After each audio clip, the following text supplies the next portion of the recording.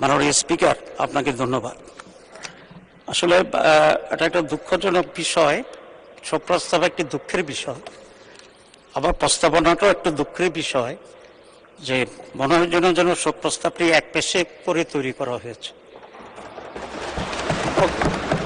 আমি আশা করি ভবিষ্যতে আমরা যদি সংসদকে নিরপেক্ষ এবং প্রাণবন্ত করতে চাই, তাহলে এসব বিষয়ে আরো সচেতন হওয়া দরকার। আমি আজকের এই মহান সংসদের প্রথম অধিবেশনের শোক প্রস্তাবের এই প্রাক্কালে যারা অতীতের সংসদ সদস্য ছিলেন, মন্ত্রী ছিলেন, সমাজ অত্যন্ত গুরুত্বপূর্ণ ব্যক্তিত্ব ছিলেন, তাদের প্রতি প্রণাম বাদ পড়ে গিয়েছে, সেটাকে প্রস্তাবনায় উল্লেখ করার জন্য, গ্রহণ করার জন্য অনুরোধ করেই নাম প্রকাশ করছি।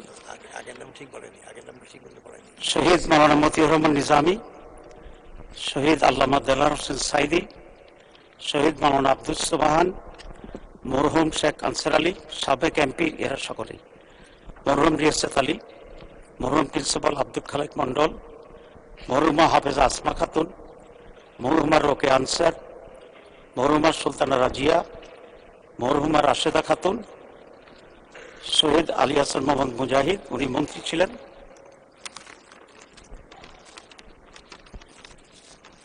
মাওলানা এ কে এম ইউসুফ, অধ্যাপক নাজির আহমেদ, শহীদ মোহাম্মদ কামরুজ্জামান, শহীদ আব্দুল কাদের মোল্লা, শহীদ মীর কাসিম আলী, জুলাই বিপ্লবের শহীদ বৃন্দ, এটা অলরেডি উল্লেখ করা হয়েছে।